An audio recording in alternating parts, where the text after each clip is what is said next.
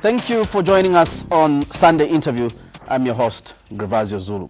Now, government today is grappling to resolve serious challenges affecting the economy and the people of the country. Some mines are on the brink of closure, the kwacha has depreciated massively, while energy to drive the economy is in short supply. How is government reacting to these problems that threaten to bring the country down to its knees? Will the situation get better, or should people brace themselves for harder times? Who best to answer these questions than the Chief Government Spokesperson, Chishimba Kambwili? Mr. Kambwili is with me in the studio to look at various national issues. Minister, welcome to the program. Thank you very much, Grevazio, and good evening, viewers. I'll start with an issue that is not only close to your heart because you are Chief Government Spokesperson, but because you are a Member of Parliament in an area, a mining area. We have a lot of challenges with the mines. Over 1,600 jobs are at risk at Baluba mine in Luansha. Hundreds of jobs are at risk at Mopani mine in Mfulira and Kitwe. And we have 133 workers who have been sent on recess by KCM. This picture looks very bleak. Indeed, it is bleak if it is actualized. But I think by and large, as government, we will not underline, we will not accept any loss of jobs in the mining industry as a result of the power shortage. And as a matter of fact, we have directed LCM at Luansha to rescind its decision and have all the miners back to work. As I speak to you, the Minister of Mines on Friday wrote a letter to Luansha Copper Mines directing them to rescind the decision and have all the employees back at work. Grevazio, some of the reasons that are being advanced by the mines are not genuine. For instance, government has spoken to the CEC to give Luansha Copper Mines back the 30% electricity that they wanted to cut from them. And there's no reason whatsoever why Luansha Copper Mines must continue to have those 1,400 employees sent on recess. And by the way, this issue of power shortage is not peculiar to Zambia alone. You know that this issue has been caused by a partial drought that was experienced. And the water levels in the water bodies, more especially in the southern province, where we anchor our generation of electricity through hydroelectricity, was badly affected. As a result, for ZESCO to survive, they have to do load shedding so that they do not operate the turbines at full capacity in order for them not to run out of water to give us electricity up to the next rain season. This is a calamity that everybody and every well-meaning Zambian must be sympathetic with the people of Zambia and the government of the day. I want to take you back, Minister, to Luansha Copper Mines over the issue of Baluba. I know your immediate statement was to dismiss this announcement by Luansha Copper Mines as illegal because they didn't follow the procedures. But today, if you read the Sunday Times, the mine has advertised, placed an advert, and they're insisting that they followed all the necessary procedures. So both statements can't be true, yours and the mine statement. Grevazio, it's a pity that I left the letters that were written by the Director of Mines to Luansha Copper Mines. The Mines and Mineral Development Act is very clear and explicit on how a mine can be put on care and maintenance. When you want to put a mine on care and maintenance, you have to get written consent from the Director of Mines. It is only the Director of Mines that can either say yes or no to a mine being placed on care and maintenance. You remember very well that in 2008, Luansha Copper Mines was threatened again with being placed on care and maintenance. At the time, President was Lupia Banda. And the Director of Mines refused that they could not allow them to place the mine on care and maintenance. They asked the owners of the mine that time, who were J&W, to hand over the mine to the government so that they could look for another equity partner to run the mine. And this is how the owners of Luansha mine got that mine. And they shouldn't forget that they promised when they took over the mine that Luansha will never ever experience a closure of operations again. And therefore, they must stick to their word. But coming to the point, the Director of Mine had written to them. They wrote to the Director of Mine, of course, seeking which was procedural. Which was procedural, yes, seeking permission to put the mine on care and maintenance. The Director of Mines wrote to them that they cannot do that. He did not give them consent. And he directed CEC to look at the issue of giving them back the 30% power that was cut. And above all, ZESCO also is importing about 140 megawatts of electricity from a Canadian firm at premium rates.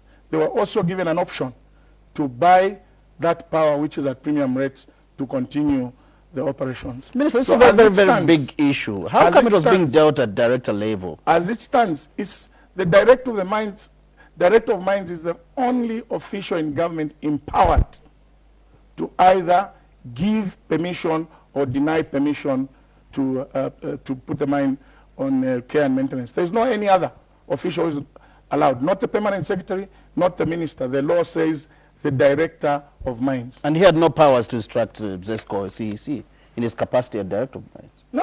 He had the right to do that through the permanent secretary and the Minister of Energy, who is at the same time the Minister of Mines. So procedure was followed by the Director of Mines. Is there a conflict here between politics and business? The decision to place the workers on recess is a business decision. It's a business. Politics wants the workers. It is a business decision, wants procedure, and the reasons must be convincing. As we stand, the reasons are not convincing. They've got an option to buy premium power. You see, the problem with the investors, they were given so much rebate under the development agreements when the mines were sold to them in 2007, 2008. And they want to be using those tariffs that were provided for under the development agreements to run the mines. But you can see that from 2008 to date, electricity has gone up. And you cannot continue giving the mines those rebates that they were given in 2008, because it would mean that the ordinary people, you and I, will have to subsidize electricity going to the mines.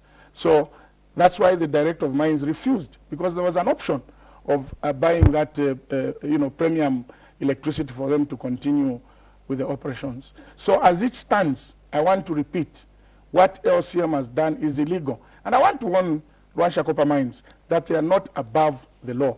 We have options that we can take as government. And one of the options is to suspend their mining license.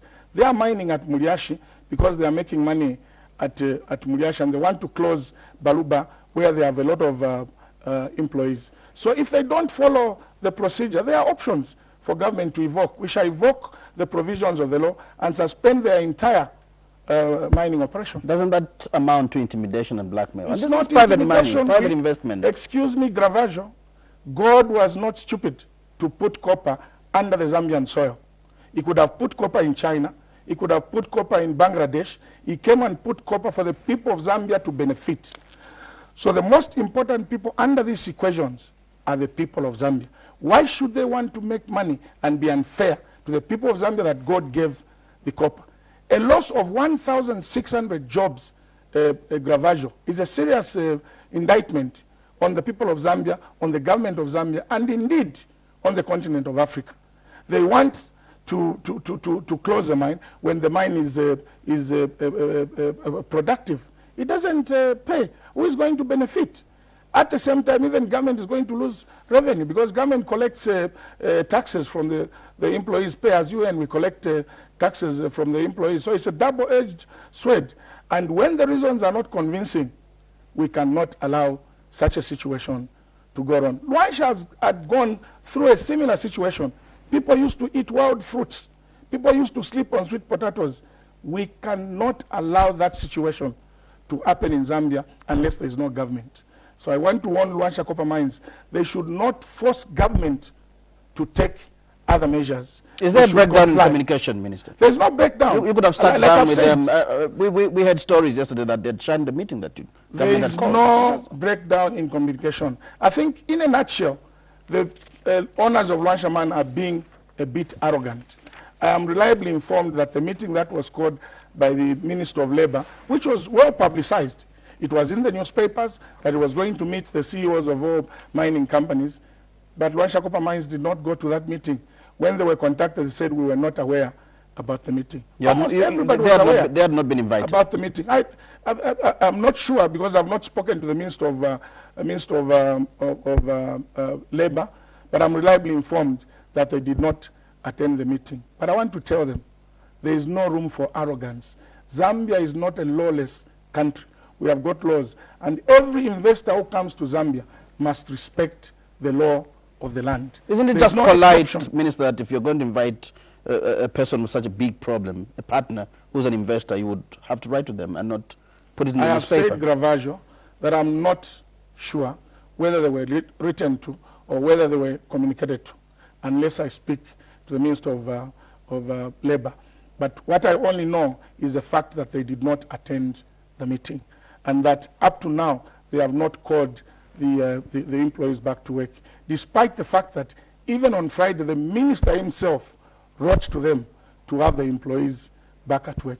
That's why I'm saying let them not force us to take other remedial measures. We appeal to them in earnest that rescind the decision.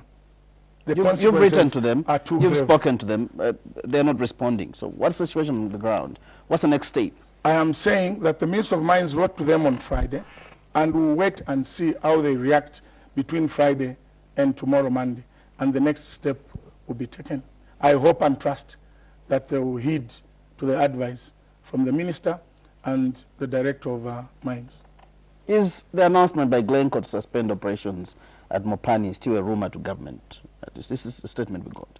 As far as I'm concerned, we've not been written to as government. Up to now, Mopani has not officially written to government. I was only listening today that Mopani has called a meeting of unions, all unions in the mining industry operating at Mopani, to go for a meeting tomorrow. And I don't know what the topic that they are going to cover as they meet tomorrow with the unions. But as it stands, Glencore has not written to government officially. We've only read it on their website and, of course, from other media houses. But officially, we've not been written to as government. What is Mopani saying? I can't know, because I've said they have not written to us. Minister, is government in control? How come all these things are catching you unawares? These are big developments. Big at Baluba, big at Mopani, worse at Mopani. The numbers of employees at Mopani, that's too huge. If a company has not written to you, it's speculation. We take it as speculation. If they want to suspend the operations, indeed, they will write to us. So we'll wait for them to write to us. As far as we are concerned, there's nothing going to happen at Mopani until we are written to. Not even the employees at Mopani have been written to. Everybody has just been getting it as a rumor. And I think as far as government is concerned, that is speculation. The position of government is that that is speculation. If the worst came to the worst, Mopani and Baluba refused to adhere to instructions. Like I've said, we have got certain measures that we can take. There are measures that can be taken. Mind you, ZCCM holds a golden share in all these mining companies. And going by the golden share, ZCCM can evoke certain provisions which I do not want to disclose. But I can rest assure you that government will not sit idle to see the mining closing. Will take remedial measures to make sure that the operations in the mining industry continue and run smoothly. Is there a chance that government will probably consider again to review the tax regime in the mining sector? Not at all. Just to allow these mines to stabilize in the work of falling copper prices? Not at all. That is not even a question. We are not and will never review mining taxes within this fiscal year. That is out of the question. Not even to save the jobs? That is out of the question. There's no reason. It has nothing to do with taxes. The jobs have nothing to do with taxes.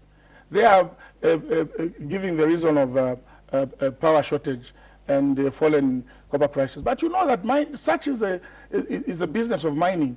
Mining can be up and down.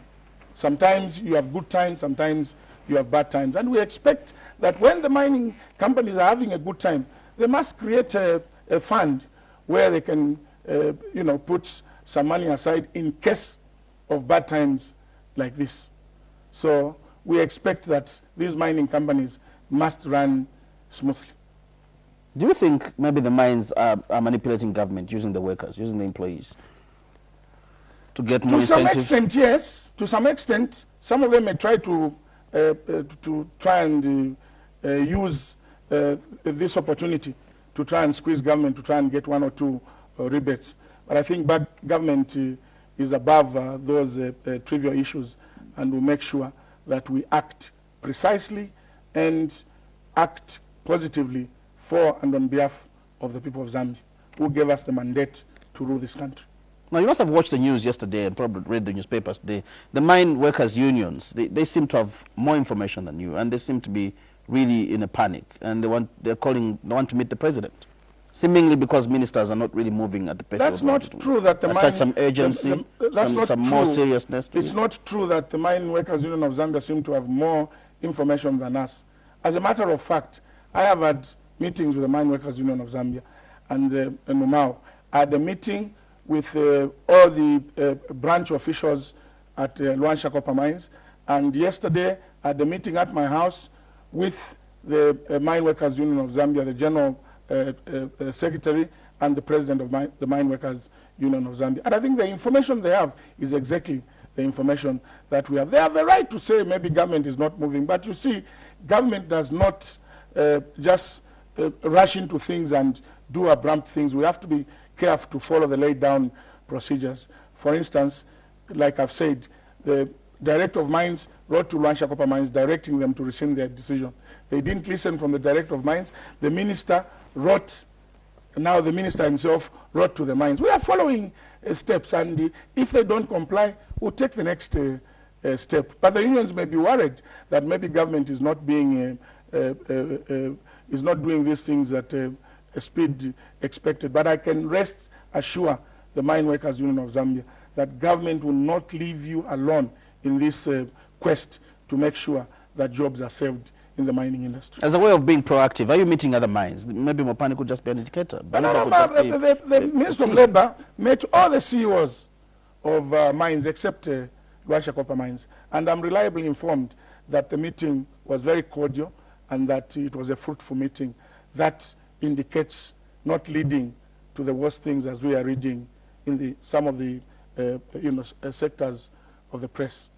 So to the people on the Copper Belt, they can go to bed knowing very well their jobs are secure? The people on the Copper Belt have a government, and your government, under the leadership of His Excellency the President, Mr. Edgar Chagwa Lungu, will not let you down and will not allow loss of jobs in the mining industry.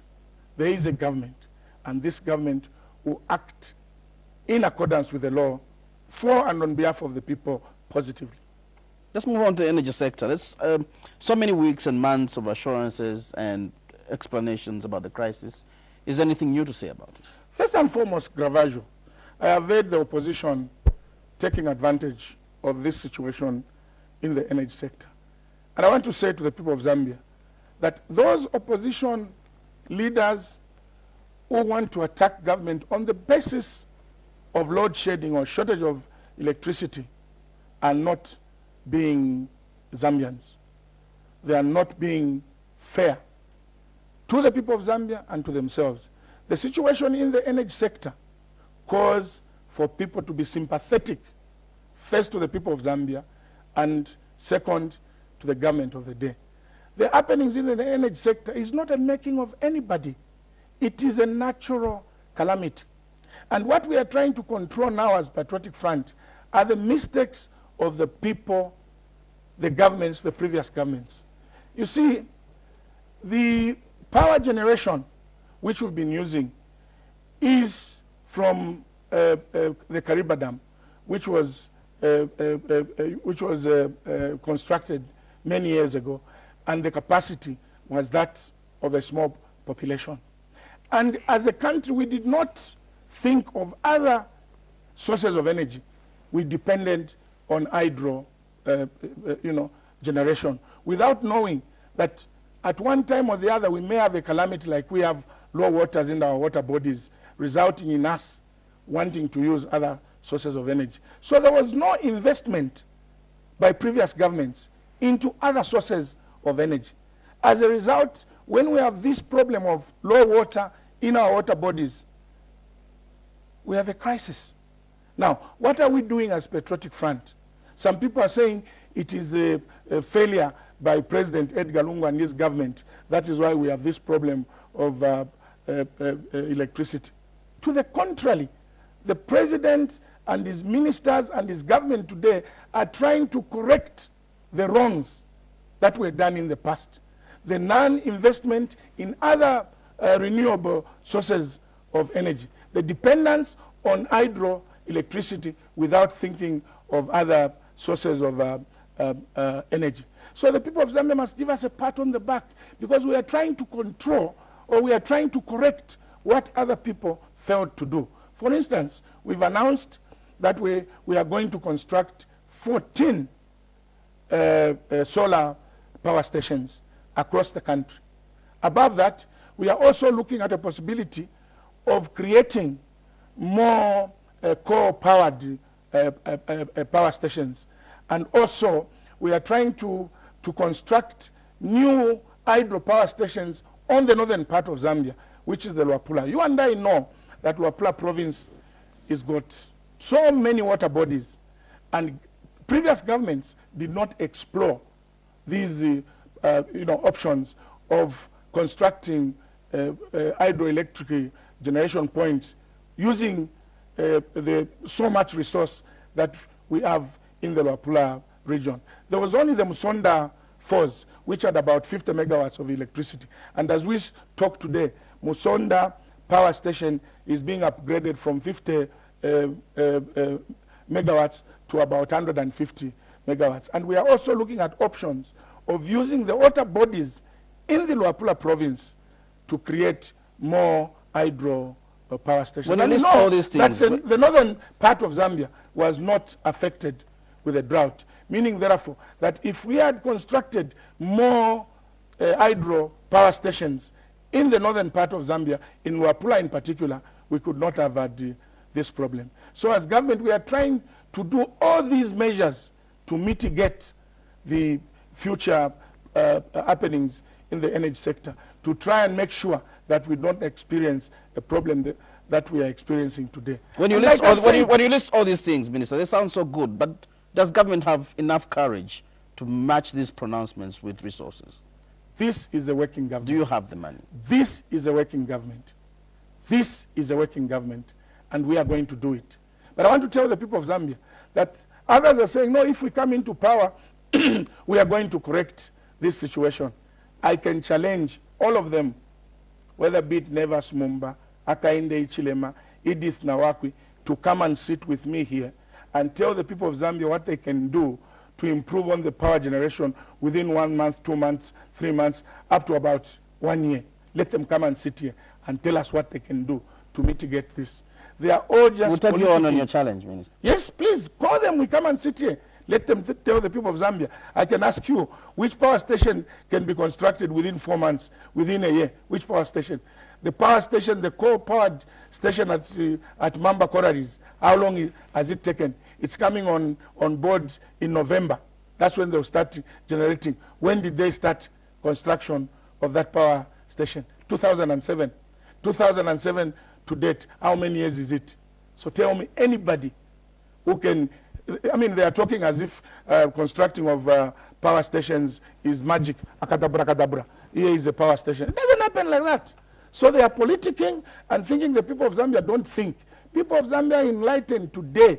They know that you cannot create a power station overnight. You cannot create a power station within a year. You cannot construct a power station within 2 years.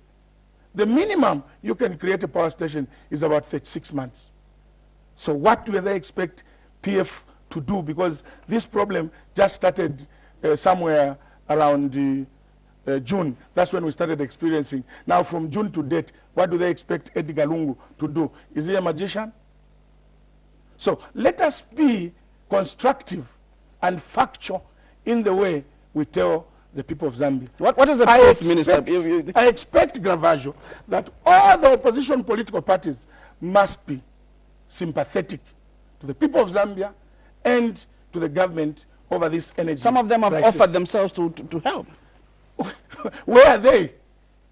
Tell Maybe me. you need to explain the process. Tell me. Do they have to call on your office? Do they have Tell to me, knock on State Grevazio, House? Do they have to write to you? We have got Times of Zambia, we've got Daily Mail, we've got ZNBC. Has anybody come here on ZNBC and explain? For us as UPND, we can do 1, 2, 3, and we have energy. Or in the Post newspaper, or in the Times of Zambia. Nobody. They just rant. Well, we can sort it. It's easy said than done. It's easy said than done. They are not offering any alternatives or options. Maybe you're not listening. No, Grevazio, our doors are open. Our doors are open. The president's door is open. Anybody can make an appointment and see the president tomorrow.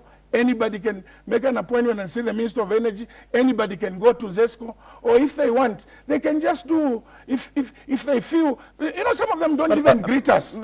Excuse me, cut you short, Minister. Some of them don't even greet the president, even when they meet in church. So how do you expect them to even offer advice if they cannot? I was reading a story where the spokesperson for FDD was saying the president for the party did write to the president.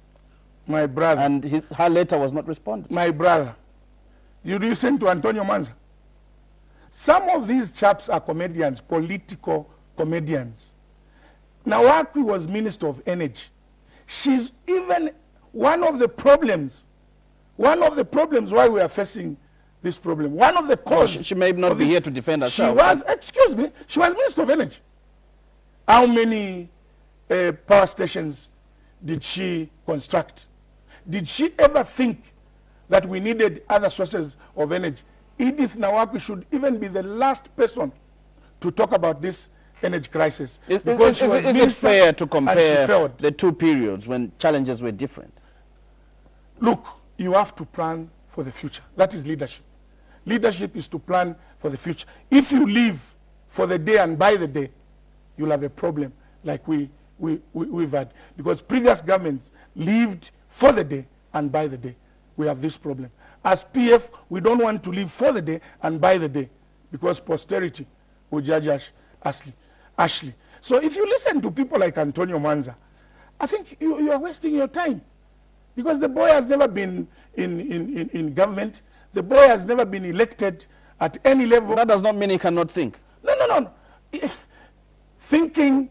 It doesn't take you to, you don't have to be in government to offer solutions. But you offer solutions. What solutions has Antonio Manza given except to say our president wrote to the president? Let him publish the letter that he wrote and tell us what options she offered. Well, let him publish the letter that the FDD president wrote and give us the options. If the options that she gave are workable, I can tell you that we implement tomorrow. We have not closed our doors to anybody. Anybody who come with a workable plan, whether black, white, Indian, red, blue, opposition or in government, will take the advice and implement on behalf of the people of Zambia. But I can rest assure you, as at today, nobody, and I mean nobody, has brought any workable alternative before the government. And by the way, this power shortage is not peculiar to Zambia alone. The whole region, except Mozambique, is experiencing power shortages. Even South Africa, which is a much bigger economy than Zambia, is experiencing load shedding. And if people are saying this load shedding is as a result of the poor management by the PF government and President Edgar Lungu, are you saying it's President Edgar Lungu president in South Africa? Is it President Edgar Lungu president in Zimbabwe? Is it President Lungu president in Malawi? Is it President Edgar Lungu president in Botswana? The answer is a big no. So if it is not Edgar Lungu and the PF president in all these countries where they're experiencing the same situation that we're experiencing, then it goes to say that it is not the fault of President Edgar Lungu and the PF that we have this problem. It is the problem of the previous governments who did not think beyond hydropower generation. Minister, you want the people to believe you when you defend and when you say government is working. What I'm saying, people are reading the newspapers. What I'm saying, Grevazio, I haven't finished, Mr. What I'm saying is a fact I don't want people to believe me. What I'm stating are facts. Are you not aware that there's load shedding in South Africa? Are you not aware that there's load shedding in Zimbabwe?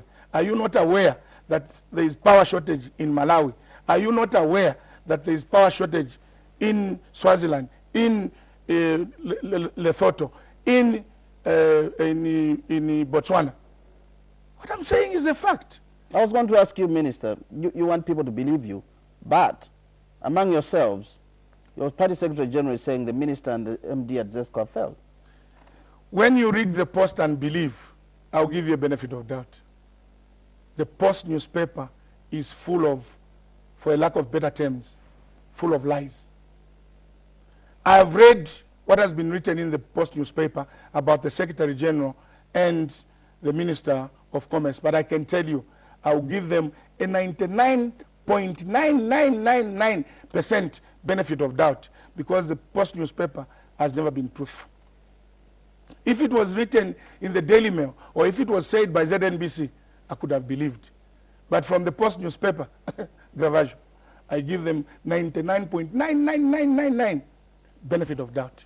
So why are your people giving them stories if you don't believe in them? I cannot speak on behalf.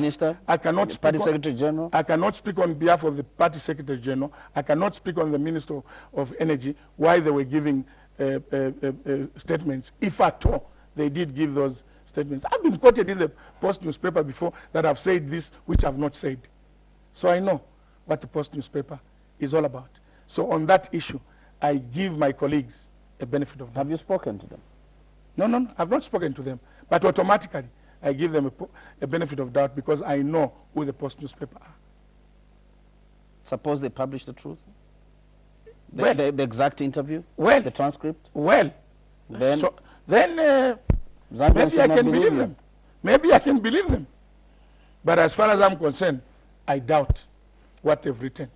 More especially when they say the Minister of Energy has said these people will lose elections next year.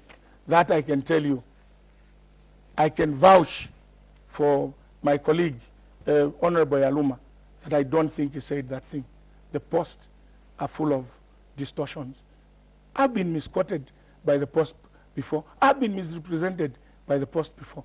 And I don't know what has gone wrong with the Post newspaper. The Post newspaper used to be a newspaper that people believed in. Today they are behaving like a political party. Since President Edgar Lungu was officially anointed or was officially given that was going to be the presidential candidate, they fought him left, right, and center. Grevazio. Have you ever seen a newspaper that can carry from January to September negative headlines about one individual, and that individual is the head of state? I think what they are doing, the Post newspaper, is against the ethics of journalism. But this did please you when they did it in the past, when you were in the opposition. I have never been pleased with the Post newspaper. Personally, you never just said it. Personally, if you have followed my history in politics, the Post newspaper, even when we were in the opposition, used to write bad things about me. I have never been friends with the Post newspaper, personally, because I don't believe in them. I don't trust them. And I can tell you something for nothing, that I want, among all the opposition political parties, to say thank you to the UPND. Because even when people have said so many bad things about President Edgar Lungu through the Post, the UPND has been very careful because they know who the Post newspaper is. But these Nashalaneka party, like Mulongoti, they want to make headlines. How can a party like Mulongoti is... We've never even heard of a general secretary of a party, not even a ward chairman, not even a section chairman. We only hear of the president. What kind of a political party? Doesn't stop him from expressing his opinion. As a political party? One-man political party? As the president of the party. Is he a president of rats? Or I don't know. Because he doesn't have anybody belonging to that political party. And if I were Mulongoti, on moral grounds, I would even be speaking as Mulongoti, not as a president of a political party. Unless tomorrow, let him give us his general secretary, his party treasurer, and his structures. Because I have been in this politics since since I was in secondary school. I have never heard, not even a general secretary of Mlongoti's party being quoted. We only hear of Mlongoti, Nashalaneka party. All the elections, not even want to participate, not even in a ward election. What kind of a political party is it? Mlongoti Abba's personal hatred against President Edgar Lungu. Because you know Mlongoti, he supported... Well, but he's not here to defend himself. He supported... I don't want us to really dwell on when they are talking about about President Edgar Lungu in the Post newspaper, President Edgar Lungu is not there to defend himself when they give those interviews to the Post. And I am speaking at a public television, which Mlongoti has a right to come and rebut what I'm saying if he feels so strongly. But I want to tell you that he supported Mr. Sata. He didn't give him a job. You heard he said, we supported these people and they've not given me a job. He said it. It's in black and white. Even now he supported the President Lungu and he thought he was going to be given a job. When he was not given a job, he has become an enemy of PF. And so why should we worry about people who want to have personal gain when they support somebody? Now, so many measures have been announced and about imports of electricity, power from other countries. But Zambians do not seem to be seeing the change. It's the same 8 to 10 hours load shedding. Grevazio, the situation in terms of energy is actually very serious. We are importing about 140 megawatts from this Danish ship, which is docked in Mozambique. And we are importing some power from Mozambique. And we are trying, by all means, to try and share this little power to all the 13 million Zambians. You know that the situation in Zambia today is not the way it was in 1964. It's not the way it was in 1980. It's not the way it was in 1990. Today, Zambians have known how to build houses.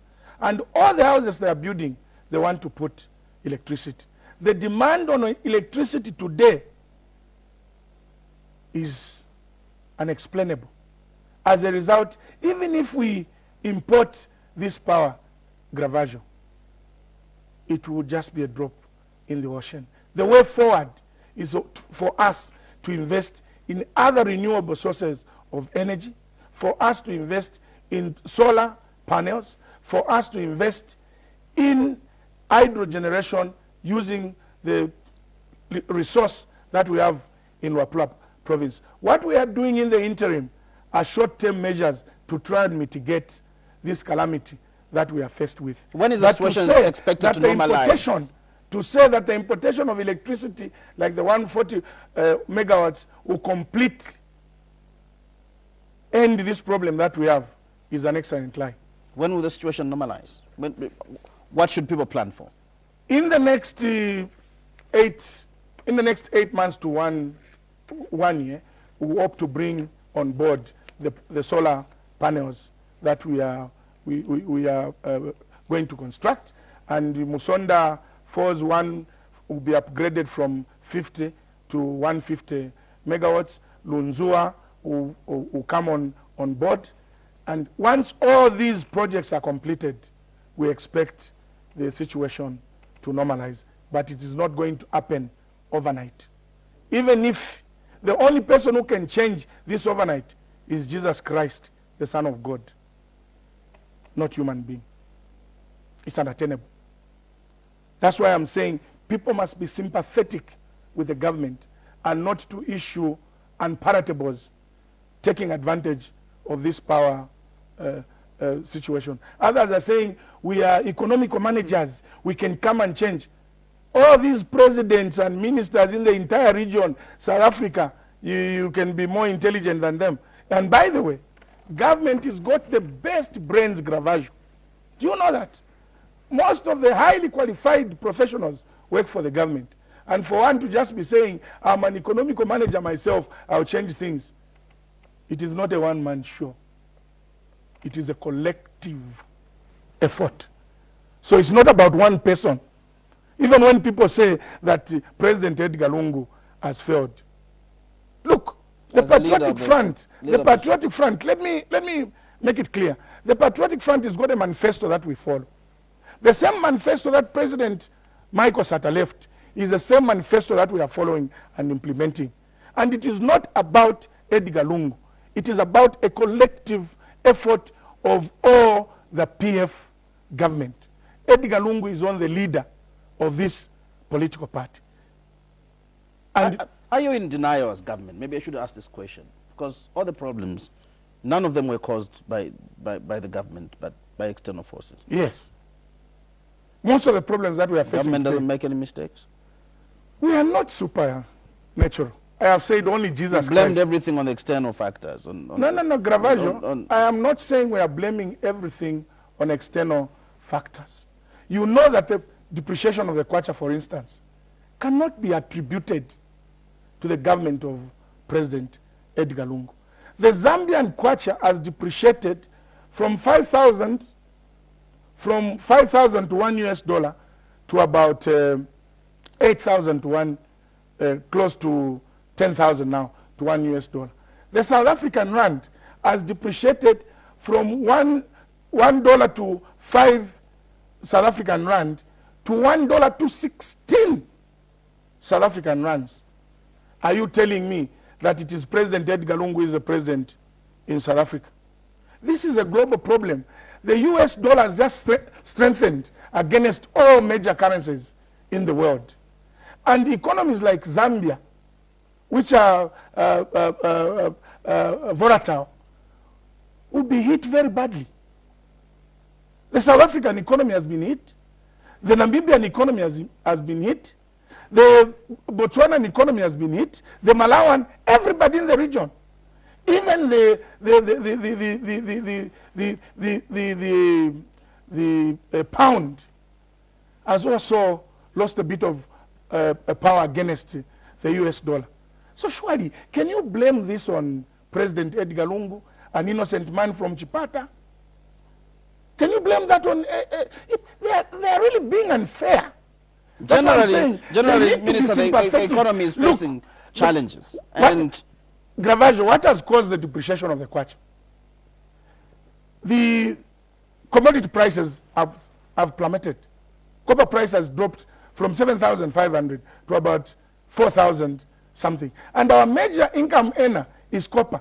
Now, if we cannot get more foreign exchange from the sale of copper, how do you expect us to attract the dollar on the market? And you must realize that Zambia is full of an importing country. We don't do much export as we do import. When you go to the airport, Grevazio, today, you find there are 4 or 5 flights leaving for China. People of Zambia leaving to go and buy goods to come and sell. What we need to do is to invest in production, to invest in manufacturing, to invest in value crops, high value crops in the agriculture sector. Are there any radical measures that are going to move, excuse me, let me drive my point, straight into manufacturing, diversification of the economy? Let me drive my point. For us to achieve these things, it's not going to be done overnight. Investment takes a long period of time to mature. From 2012 to date, we have a total of about plus 20 billion US dollars pledges, investment pledges. Some of them have matured, some of them are still in the pipeline. Look, I'll give you an example.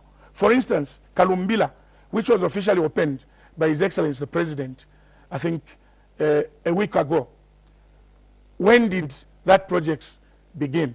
From the time that the investment pledge was made to the time that they came to production and employ people. How long did that investment take? It took over 10 years. Now, are you saying that the investment pledges that the PF government is making can mature within these 4 years for people to say that we have failed to attract investments? We have a total of about 20 billion investment pledges since 2000, and I can itemize them year by year. In 20 2011, we had 1.4 billion worth of investment pledges. In terms of actualization, 354 million was actualized, and giving a total employment figure of 5,500 jobs. In 2012, we had an investment pledge of 8.5 billion. In 2014, the investment pledge was 5 billion. In 2013, and in 2015, the investment pledge is 5.6 billion. When you add up these pledges, they will give you in excess of 20 billion pledges in terms of investment. But this investment does not mature within a year. When one gives a pledge to come and invest, for instance, they will give a pledge, okay, we'll come and invest $3 million in your country to make a generation power plant. They will have to come to Zambia, do a feasibility study. After doing a feasibility study, they'll have to go and do a business proposal. This business proposal will have to be sold to the financiers, mobilize the money, come and start constructing. After constructing, start operation. After operation, when they start operating, that's when they employ people. How long does an investment take to actualize? So people must know that it is unreasonable and unfair for anybody to say the PF government has failed to attract investment in 4 years. We have got 20 billion pledges, and these are coming online. Look, Minister, 2009, 2010, when Zambia was affected by the global credit crunch, government then did call for a consultative conference for all stakeholders and experts. Are you considering taking that route now? Yes or no? We don't think we have failed to an extent of calling for external help. External, these are Zambians, and you call yes, external help. External from government. External, I mean from government. We don't think we have failed to correct the situation. Are you failing to galvanize support and empathy towards the Bank of Zambia 2 days ago gave a statement of the things that we are doing to try and work on the devaluation of the kwacha. His Excellency the President, on the official opening of Parliament, I don't want to preempt the people of Zambia, who announced the measures that we are taking to try and correct the situation in the economy. And you don't think it's important for Zambians to sit around the table and discuss these issues? It is important. For you, it's business as usual? It is important, but I've told you that we have not failed to an extent of asking for, an Indaba to come and tell us what to do. When we reach that point, we'll call the Zambians. But at the moment, government is on top of things. How can you interpret consultation to failure? No. That is, you have said that in 2008 they called an Indaba. But not because they failed, but because they wanted to consult Zambians, probably. No. I think they reached a point where they felt they needed the external help from outside government. But I think as government we are on top of things. And I've told you, this period of time, some people do not even greet, even when they meet in church. How can you consult them? You meet a head of state, you are an opposition leader, in church, not in a bar. You don't greet him. How do you expect him to invite you on a consultative meeting if you cannot greet in church? They must be receptive and willing. They have to be nice to the president. They really have to be. I mean, the head of state is a head of state. Whether you like him, you don't like him. He was voted by the people of Zambia. For those who do not like Edgar Lungu as an individual, they must live with it because the man is the president of this country and he deserves respect. These insults that we are seeing in the Post newspaper directed at the president are unfortunate. And most of these people that are insulting, disparaging the president are opposition leaders who also want to be president. Surely, are you going to be happy to be called the names that President President Edgar Lungu is being called in the Post newspaper when you become president? That is why, as Zambians, we need to come together and tell the Post newspaper enough is enough. Sometimes you seem agitated that people go to the Post newspaper and give contrary views to what you believe in. Not contrary views. It is the insult and the manner of reporting that agitates me. We have got the Daily Nation. The Daily Nation balances. When we do wrong things, they condemn government. When we do the right thing, they praise us. Have you ever heard of a praise from the Post newspaper? Is it wrong not to praise? Have you ever heard of a praise? No. We must balance these things. Don't tell me that from the time President Edgar Lungu took over as president, there has never been any positive or good thing that this government has done that deserves the Post, that the Post should acknowledge and say, well done. All we receive is sleeping, is a chakolwa, is sure. Can we put a sock in it and give the people of Zambia news that they deserve? Can't you use the existing laws if you needed to punish?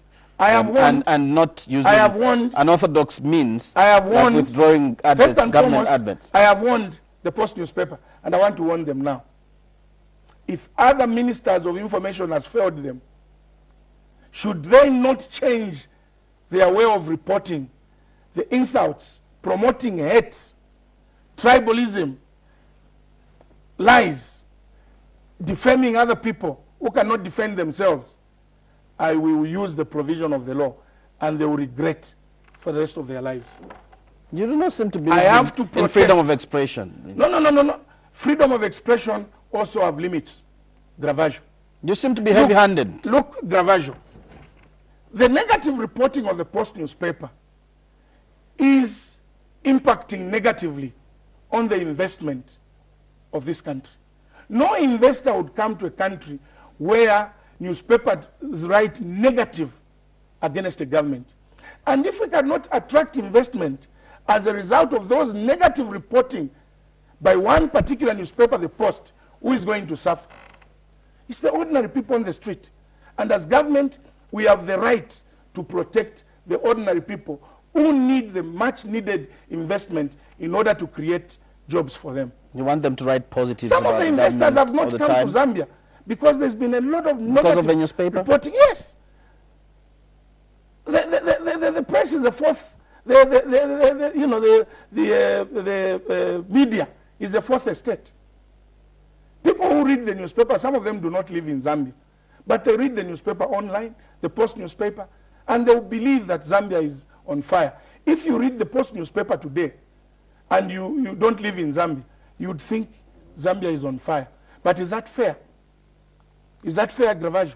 If we don't attract the much needed investment because of negative publicity, the people will suffer, the ordinary Zambians. There will be no jobs for them. Investors will not come here. The rate of the kwacha will continue to go up. And they're doing it deliberately. Membe and this cartel, they know what they're doing, the damage they're causing to this economy. You seem so upset when you talk about your colleagues when they say they can do better than you. Even colleagues that you've worked with, for instance.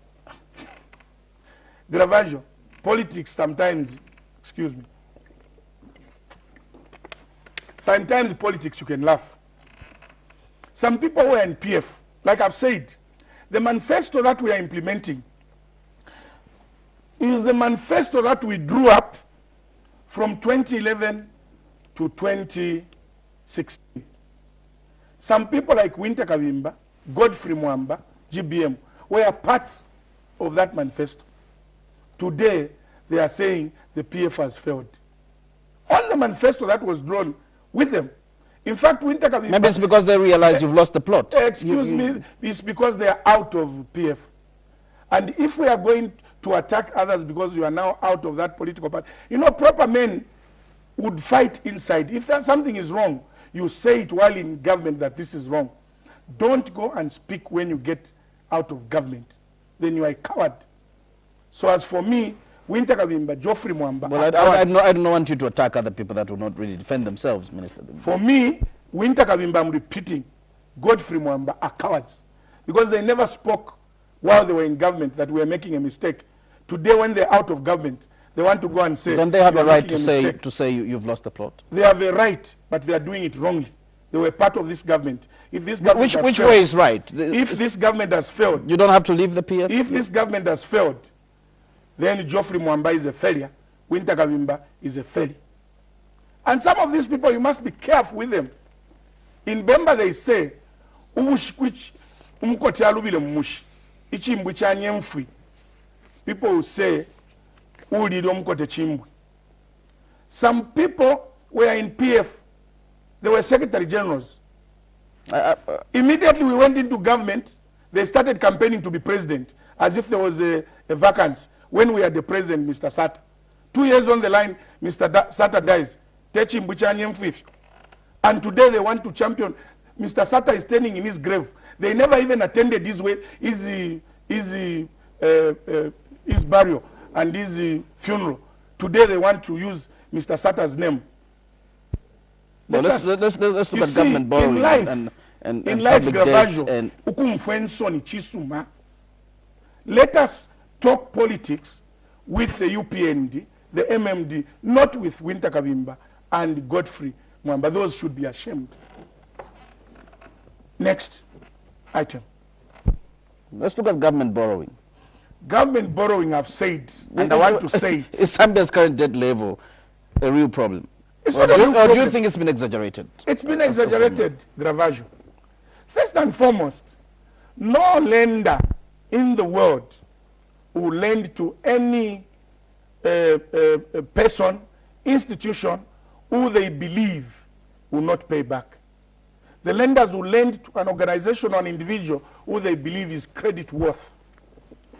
For these people to lend money to Zambia, they know that Zambia is credit worth.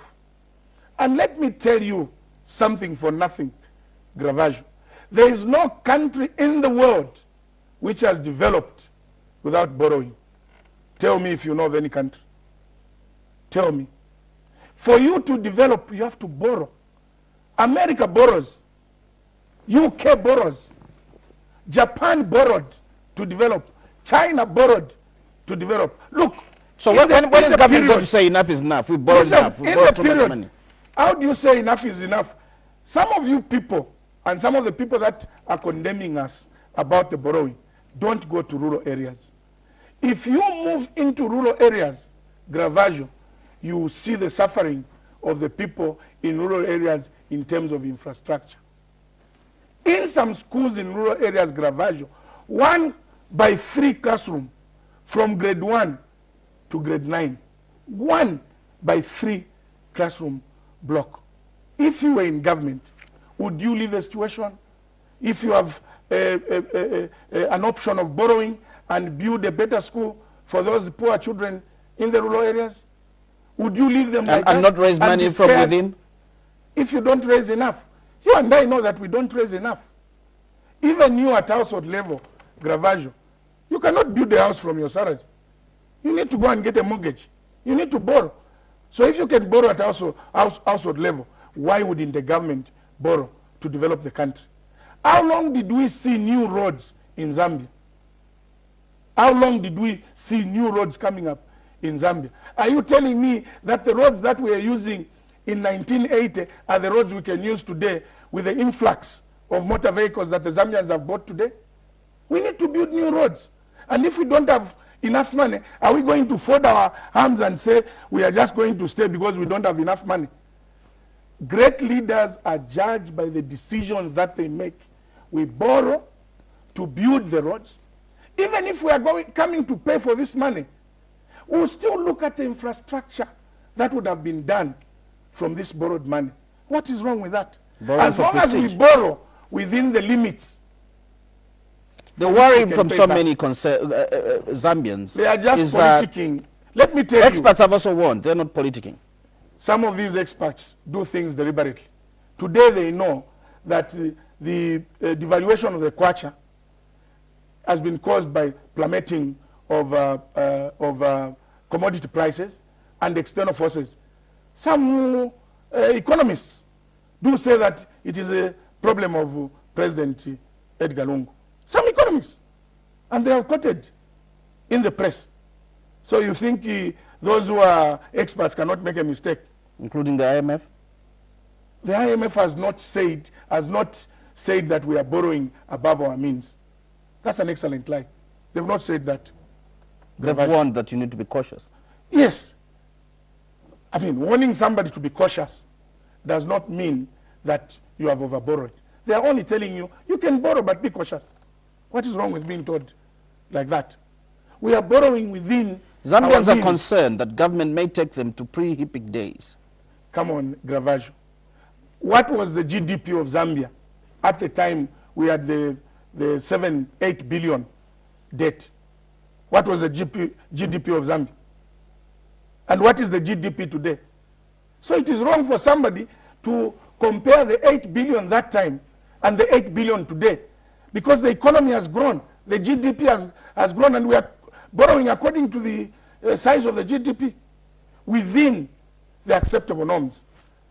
HH Akainde Ichilema was on the assignment program at Movie TV, and he was asked a question by Costa Mwanza. Are you going to borrow for development when you form government? What did he say? Yes, we are going to borrow, but we are going to borrow at lower interest rates. You were HH. You think us we don't think to borrow at lower interest rates? He did not deny that he needs to borrow in order to develop, but he said we'll borrow at lower interest rates, because he knew that if he says no, we are not going to borrow, the people of Zambia will say, then we'll not have new roads, we'll not vote for you. So be careful with the deceit. Do you have a carefully planned debt management strategy? Very well, very well. We have a carefully thought through borrowing a plan. And we look at all avenues. Before we borrow, we do a debt analysis. And only when we are convinced beyond reasonable doubts that we are within the acceptable levels, that's when we borrow.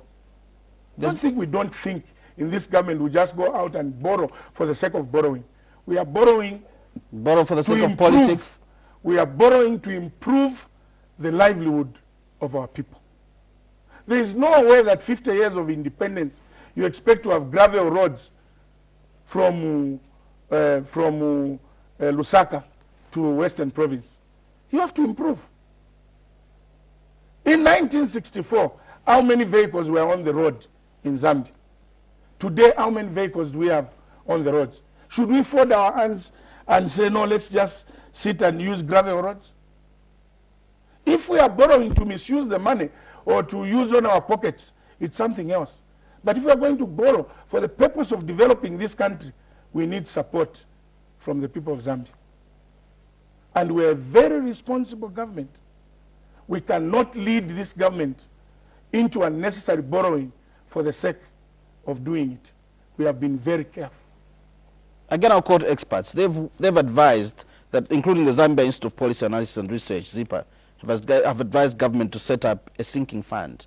We have done that. To help pay back. That's what I'm saying. Look, almost everything that this opposition party talk about, we are doing it. I announced as chief government spokesperson that we have set up a sinking fund for the Euro bonds that we contracted, where we'll be putting some money so that at maturity, we'll just go to that account and service the debt. We have done that. It is in black and white. I announced it. Cabinet approved it. Your colleagues on the other side have expressed concern that most of the roads that are building, infrastructure, particularly the roads, are done for politics, for purposes of elections, and not for development. They are only scared. They are only scared of the developmental agenda that we have. If we are doing it for politics, why did HH say we are also going to borrow in order to build the roads? Is he going to do it for politics? Look at the choice of the roads that we are doing.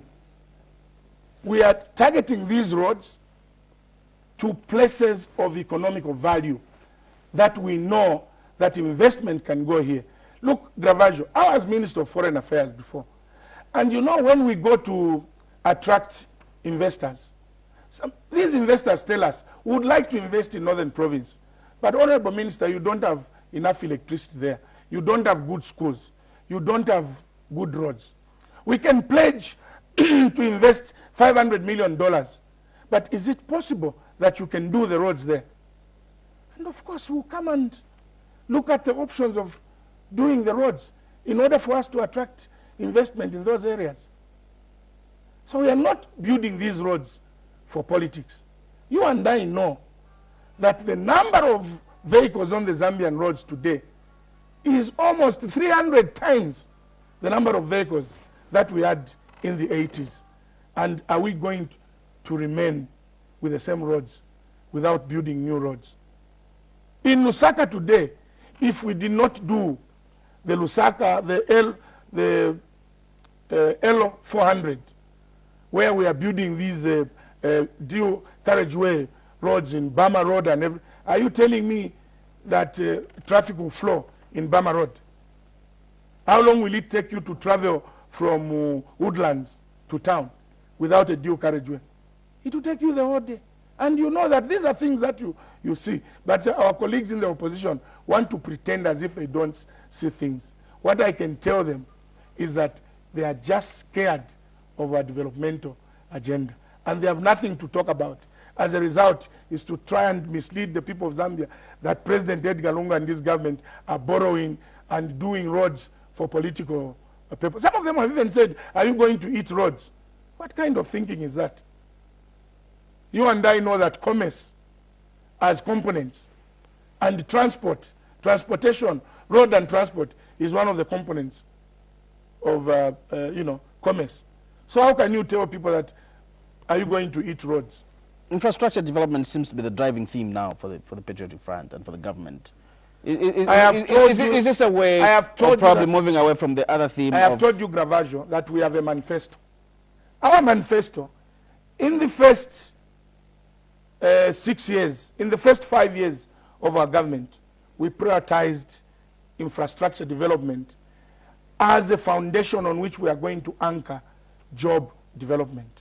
Once we do the infrastructure, for instance, if we have to set up big farms across Zambia in order for us to start to diversify the economy from copper exports into agriculture exports, the farmers who are going to settle in these rural areas would need the schools, they would need hospitals, they would need clinics, they would need good roads, and they would need power, electricity.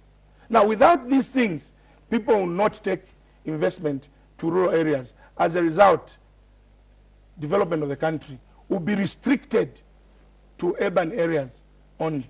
So we prioritize infrastructure development as a conduit or as a foundation on which we're going to anchor our developmental agenda as PF. It is in our manifesto. It's not a way of running away from more money in people's pockets? Come on. Grevazio, we have put more money in people's... What you are getting today is the salary you were getting when it was MMD government. What the money the teachers are getting, is it the money they were getting when it was MMD government? We found the lowest paid in government was earning about 700 kwacha. Today the lowest paid in government is 3,000. Haven't we put more money in people's pockets? Can't you ask yourself, why do we have so many vehicles? Teachers never used to drive. Today teachers can go to the bank, borrow, and remain with enough to feed their families, at least to feed their families. It's because we have put more money in their pockets. We raised the threshold of pay as you earn. We found it at 1,500. For those who earn 0 to 3,000, you don't pay tax. Isn't that not putting more money in people's pockets? People must just agree and accept that the PF has tried to develop this country and has actually lived by its promises. We are not, of course, we cannot claim that we are doing everything, that the people of Zambia want. No. We may have not done 1 or 2 things because we are just human. We can make mistakes. To err is human. And as government, we can't say we have not made mistakes. But I think to say that we haven't done anything is an excellent lie. We've done a lot. We've put more money in people's pockets. It is just unfortunate that at the moment, that more money in people's pockets has been diluted by this exchange rate. But I think things will come round. We had the situation where the copper price went down in the past. You remember very well. The copper price was about 1,500 per ton. It rose to 7,000. And we are only hoping and praying to God that the copper price picks up. And in the interim, we should also work out plans of investing in other non-traditional exports so that we can try and bring the rate of the kwacha to the dollar down. But these measures will not take overnight, Grevazio. Will not take overnight. We have been an economy that has been dependent on the export of copper. There's been talk in the past, diversify the economy, without really putting mind and plan to it. But as PF, we are very serious about the plans that we are going to do in order for us to diversify the economy, because we've seen that dependence on copper can sometimes disappoint you, like we've been disappointed at the current moment. Besides the issues of copper, kwacha, mines and debt, there's also the issue of the constitution. I think what is the latest? Grevazio, we've said it, but we are more than committed to giving the people the constitution that will stand the test of time. But in our quest to do that, we are not going to have people suffer or direct money towards the constitution making process at the expense of other social needs in the economy. What do I mean, Grevazio? We have said we can do the referendum, but we don't want to do a standalone referendum because it will be too expensive due to the fact that next year we are having elections. So we are saying, look, we can take the non-contentious issues to Parliament and enact them. Then those issues that need the referendum, we can hold the referendum together with the general election, so that the same cost of the general election will be the cost that will cover the referendum, in order for us to avoid spending money that is meant for social service. Because at the moment, it is a fact that we are not in a constitution crisis in Zambia. Yes, we need a new constitution, but we still have a working constitution. You and I are sitting here because there is a constitution. We are committed. But are you not changing goalposts when you we are not changing goalposts? Then suddenly you want to tell people there's an existing one. I have been very consistent. I've been with you here, telling you about this plan of taking the contentious issues and holding the referendum together with the general election. I've been with you. You remember I had an interview with you. But when you say there's an existing constitution, but that's a fact. Isn't that a fact? When you started the process, did you realize there was an existing Grevazio, isn't that a fact? There's an existing constitution. Don't we have a constitution? Answer me. Don't we have a constitution? We have a constitution. And when I state a fact, it is not changing goalposts. All I'm saying is we need a new constitution because we need to change certain things. But we still have an existing constitution. The Grand Coalition of the Constitution feels, as government, you've not been very truthful. The coalition on the Constitution, for a ride. How many people do they represent? Chiti and this group, they are a very small, a minority, a small group of people. If you go to Mporokoso today, in my mother's village, and talk to them about the Constitution, Grevazio, they don't even know. If you go in the interior in Mpongwe, talk to them. When these people say, we are speaking on behalf of the people of Zambia, which people are they speaking for? These NGOs, they speak loudest in order to attract money from their donors. We know them. They know that what we are doing is correct. But if they don't speak, the donors will not give them money. The American government has supported us through the High Commission that yes, we can hold the referendum together with the general elections to save money. The British government has supported us. So what is this Chiti and this group talking about? So who are you able to listen to? You seem to be people of Zambia. Rubbishing everyone. We listen. We listen to the people of Zambia. Grand Coalition is just too small. We listen to the people of anybody. Zambia, not a small group who want to talk for their pockets. The people of Zambia have supported us. Go ahead. Enact a constitution in that way.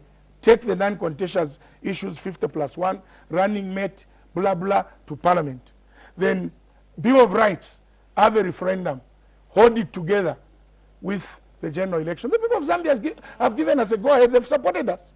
It's only Chiti and this group who are against, and UPND. Other political parties, including Mulongoti, are supported. So he's a friend when he supports you. No. Look, I have told you that when you do the right thing, it is only reasonable to say well done. When you do a wrong thing, it's only reasonable to say this is wrong. And this is what I'm talking about. So do Zambians expect this piecemeal amendment to the Constitution to be done by next year? In this sitting, we are taking the Constitution bill to Parliament. In this sitting, we are combining it with the approval of the budget. We are living by our word. We have been very consistent. Next year, 2016, referendum together with the election. Period. By 2016, come 2016, we'll have a full package, new constitution. What is wrong with that? But people are saying, hold the referendum tomorrow. Let them bring money. If Mr. Chiti and his friends can bring the money on the table, here's the money, you will not spend from the coffers or the referendum, hold it tomorrow. But we have got so many problems that as a reasonable government, we are not going to use money for the people to hold the referendum and then next year hold the general election. And by the way, so if you have more problems next year, you will still suspend the referendum? We just had an unfortunate by-election in January. A referendum is like a general election. Now, surely, Grevazio, the economy of Zambia, with the plummeted copper prices, commodity prices, can you surely think of having 3 general elections within 2 years? If you were in government, would you do such a thing, Grevazio? The same way you will not do it, we can also not do it. Even these people are talking, if they were in government, they will speak exactly the way I'm speaking. We are not surprised. Here is Mwamba, just jumps out of PF, he starts talking against something he was supporting. Here is Winter Kabimba with his socialism ideology, which is outdated, archaic. He has started attacking the PF for the things that was part and parcel. So you know that politicians, some politicians, their prime concern is just to form government, not to work for the people. I want you to offer clarity on the government-to-government oil deal with Angola.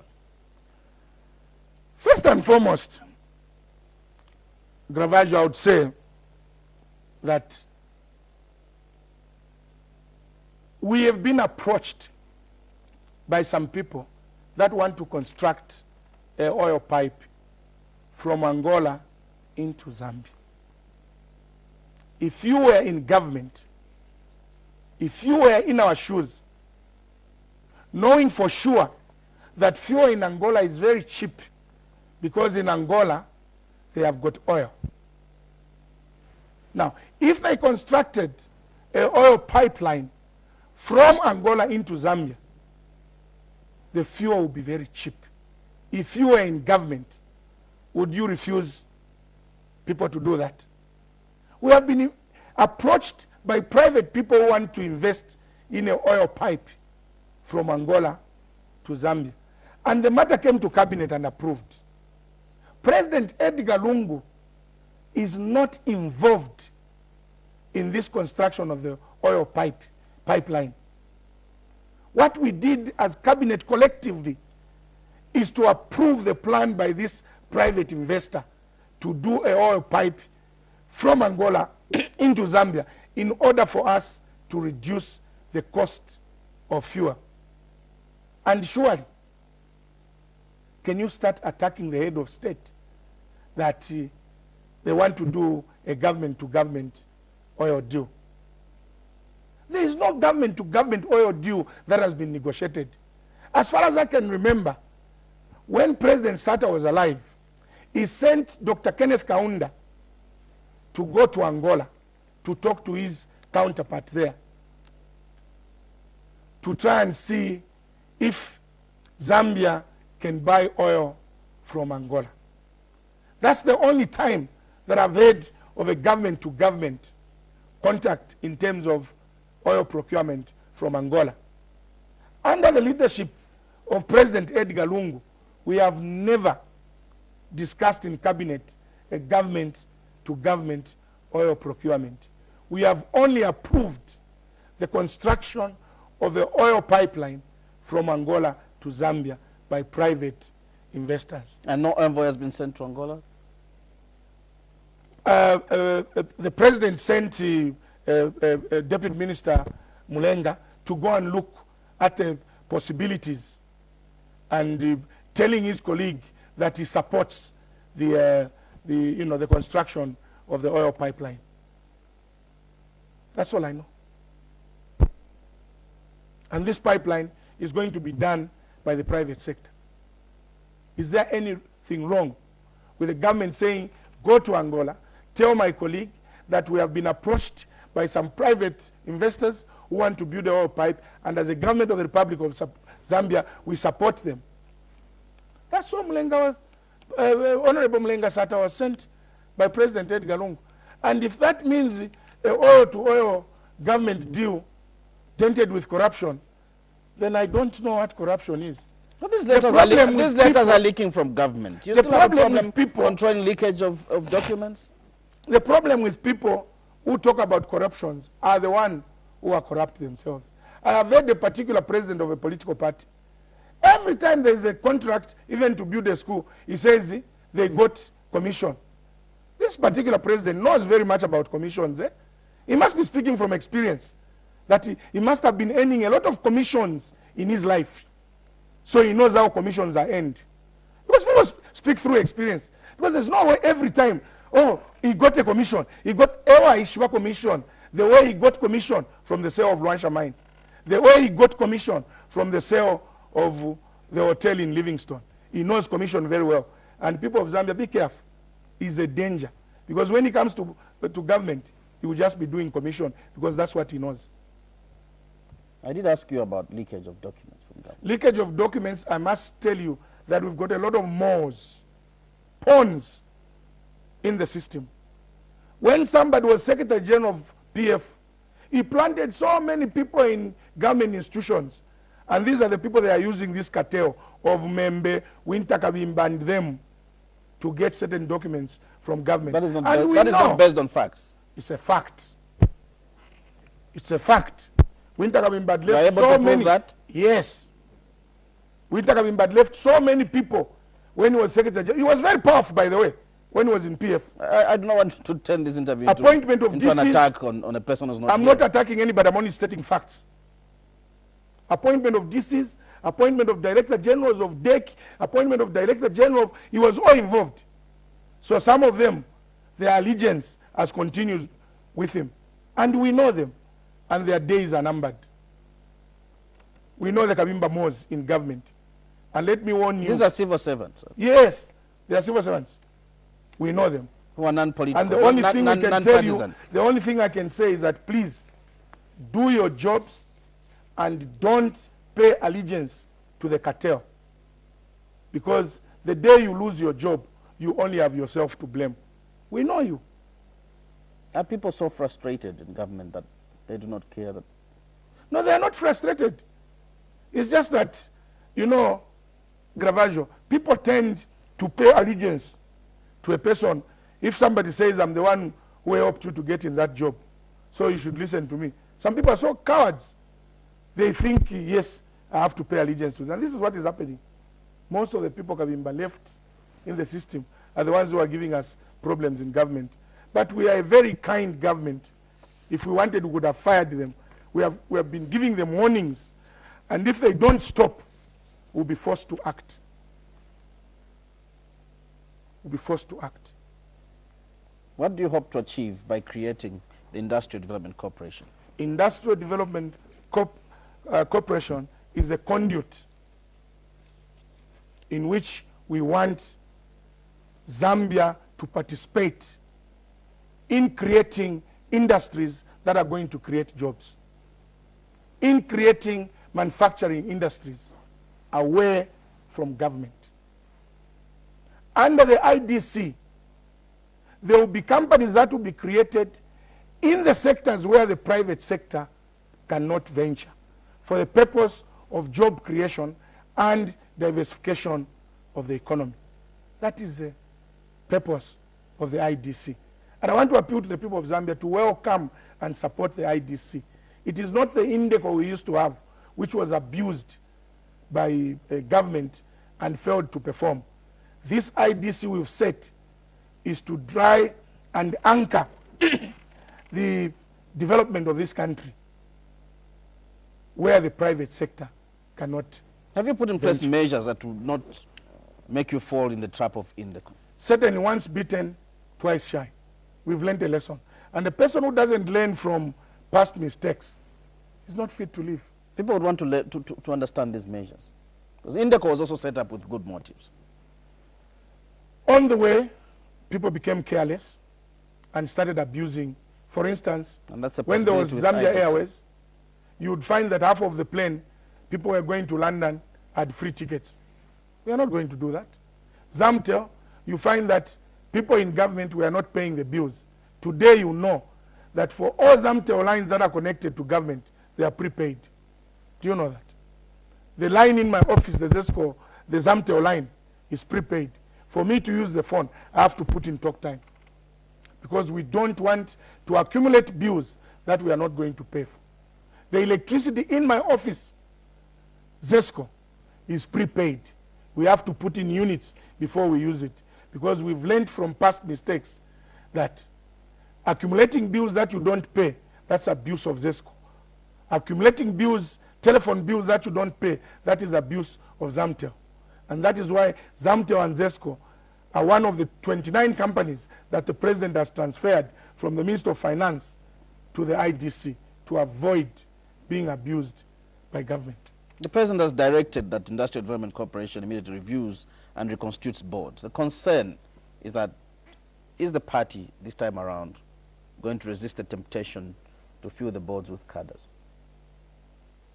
First and foremost, can we define the word cadre? Because sometimes I get surprised when people say cadres. People think a cadre is an educated, useless person. What is the meaning of cadre? Going by the English dictionary. Who is a cadre? Who is a political cadre? Grevazio. Who is a political cadre? Don't we have graduates among political cadres? Don't we have professors among political cadres? Don't we have doctors among political cadres? And if they can do the job and they've got the requisite qualifications, why shouldn't they be made to be on the boards? Why shouldn't they be made filled by party members? To be on the board? No, I'm talking about cadres. You said cadres. Which cadres? From MMD, PF? From PF. Anybody who has the ability to contribute to the development of this country can be appointed on the board. It doesn't matter whether they are PF cadres. If they can do it, they'll be appointed. There's no way you would say we exclude those who belong to PF. Members of PF will not be appointed on the boards just because they belong to PF. That's not proper thinking. If they can do it, they'll be appointed. If we can have somebody from UPND who has the ability to do things, he'll be appointed on the board. Because those boards are open to all Zambians. Well, there's also been another concern that you should have first restructured these companies before pushing them into IDC. That's why the president has directed. That is government interference. If you say we should have restructured them, then give them. They're already parastatals. They're already in the government. If you are saying we should have restructured them, then give them to the IDC. We want the IDC to do the restructuring themselves, to make those companies profitable, stand on their own, so that we don't give them money every year from the treasury. The IDC speaks of a sovereign wealth fund, which will focus on stimulating investment in strategic areas. How is it going to operate? The profits that will come from these companies, they'll open a sovereign fund where they'll be putting these profits in order to open up new companies. if there is need to go into the manufacturing of tires, the IDC will say, Zamtel made the $50 million profit, and this made, can we get 30% of each to open up this manufacturing plant for tires? That's what we mean. The thrust, part of the focus and thrust of IDC is you've identified 4 growth sectors that include agriculture, infrastructure, manufacturing and tourism. Basically the same focus as that in your manifesto, and something that you've been working on for 4 years now. Is IDC what people have been waiting for? Exactly. According to our manifesto, that's what people have been waiting for. And watch the space, what IDC is going to do. And I can promise the people of Zambia that there will be no abuse whatsoever. And let me say this, anybody, and I mean anybody, who's going to be involved in corruption under the PF government will not be spared. Will not be spared. Anybody, without exception, who's going to be involved in corruption, whether in government or in IDC, will not be spared. Because we mean well. Corruption is a cancer that can destroy a nation, a cancer that can destroy the economy of the country.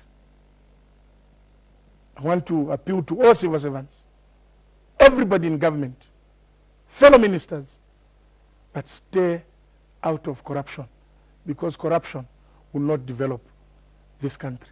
And as PF, we are extremely serious with fight against corruption, and will not allow anybody to be involved in corruption, in corrupt activities. As we close, Minister, I want to ask you one question, which is probably maybe even personal. Do you consult when you issue statements? Yes, I do. Yes, I do. Do you know how government spokesperson works? The newspapers call me. You do call me as ZNBC. Every day I receive calls from all the media houses. Minister, what is your comment on this? And if you've called me before, you hear me say, I'm not aware about that, and I don't want to mislead you. Let me find out from the line ministry. I call the ministry. I've been asked by the media about this. What is the position? They'll tell me the position, and that is what I'll pronounce to the nation. Some of the things, I know them on the fingertips. There are certain things that I know. For example, if we have discussed them in cabinet and we've approved, I issue the statements there and then. Where I'm not sure, I do consult the line ministries. When you hear me speak, I don't speak from without. Then I've done my homework and I've done my consultations. I don't speak my own position. I speak the position of government. Sometimes that position of government has been contradicted by other ministers. Not to my knowledge. Like which one? Give me examples. Which one has been contradicted? Firing of CBU lecturers. CBU lecturers ask the Minister of Education, Honorable Kayingo. I did consult with him, and he told me, Minister, if these people are not going to report for work by Friday, they are fired. We've spoken at the ministry, now we want to escalate it at that level as government spokesperson, issue the statement. And I issued the statement according to the position from the ministry. I don't issue statements coming from my own position. It is a government position. Sometimes you speak so emotionally, probably in a rough way. When things are bad, you need to attach time emotion. And a bit of roughness? No. Sometimes roughness is good, my brother. Certain things are moved with aggressiveness. If you are not aggressive, certain things will not move. You tell Russia Copper Mines, instead the miners rescind your decisions. 2 or 3 times they are not understanding. The 3rd time you become aggressive, you achieve it. I have achieved so much by being aggressive, and I'm not ashamed to tell you that I'm an aggressive person when things are wrong. When things are okay, you don't see the aggression on me. When you see me come with aggression, just know that things are okay and I want to correct them. And I'm such a person. And I'll always be such a person. Because when I speak about certain things, I have a passion for this country. And the passion comes through my aggressiveness. Amen. Minister, it's been a pleasure having you on the program. Thank you very much. You've been watching Sunday Interview, and our guest today was Chief Government Spokesperson, Mr. Chishimba Kambwili. Till next week at the same time, pleasant viewing.